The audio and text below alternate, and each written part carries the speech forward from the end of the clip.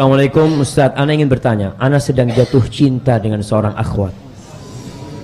Akan tetapi ana belum bisa menikahinya karena beberapa faktor. Akan tetapi ana memilih untuk selalu menyebut namanya di doa ana. Tentunya setelah ana berdoa untuk diri ana dan orang tua, dengan harapan agar Allah mempertemukan kami sebagai pasangan yang halal di pelaminan. Akan tetapi Ustaz, apakah dengan ana selalu menyebutnya di dalam doa ana, itu menjadi fitnah bagi ana, karena jadi selalu mengingat dirinya Ustaz.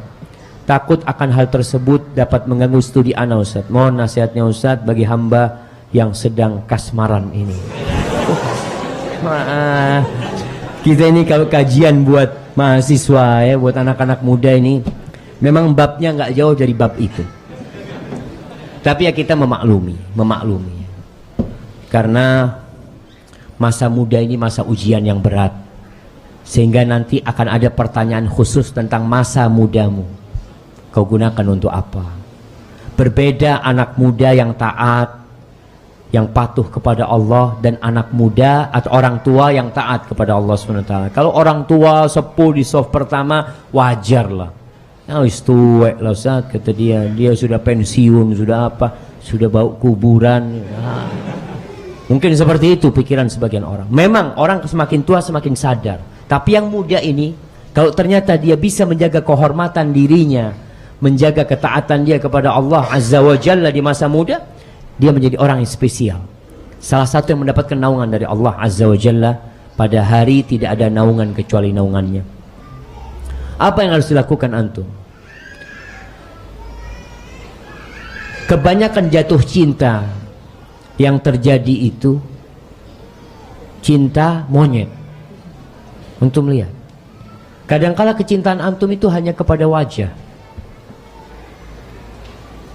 bukan kepada akhlak dan perilaku. Wajahnya cantik, Ustaz wajahnya cantik, kemudian akhlaknya baik, Masya Allah hafalan Qur'annya banyak. Ada yang lebih pintar daripada dia, lebih taat kepada Allah, cuma kulitnya agak gelap. Antum nggak mau kan? Antum maunya sama dia. Maka nasihat ana, kalau antum belum siap untuk menikah, agar antum tidak kepikiran dengan perempuan tersebut, antum cukup berdoa memohon kepada Allah yang terbaik buat antum. Ya Allah, kalau perempuan itu baik buat ana, kalau perempuan itu baik buat ana, buat kehidupan ana di dunia, buat urusan agama ana yang sekarang dan yang akan datang, takdirkan dia jadi milikku ya Allah. Tapi kalau enggak, palingkan dia. Selesai sudah antum istikharah, minta sama Allah Subhanahu wa taala yang terbaik. Tapi kalau antum terus menyebut nama dia terus-terusan ya, akhirnya antum kepikiran terus dengan dirinya, sehingga konsentrasi belajar antum buyar. Apalagi kalau suatu saat antum dengar fulana mau nikah dan bukan sama antum, apa yang akan terjadi sama antum? Mungkin antum akan suudzon sama Allah, padahal kita tahu semua doa dikabulkan. Allah berjanji, artinya doa antum Allah kabulkan. Tapi Allah tidak kasih antum perempuan itu. Allah nggak kasih itu perempuan yang antum pinta, tapi Allah kasih perempuan yang lebih baik daripada itu perempuan. Tapi karena antum punya nafsu, kadangkala dikasih yang lebih baik, antum tetap memandang itu wanita.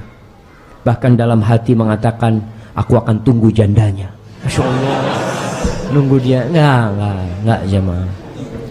Jadi kalau sekarang antum kasmaran, merasa tidak boleh menikah kecuali dengan diri dia,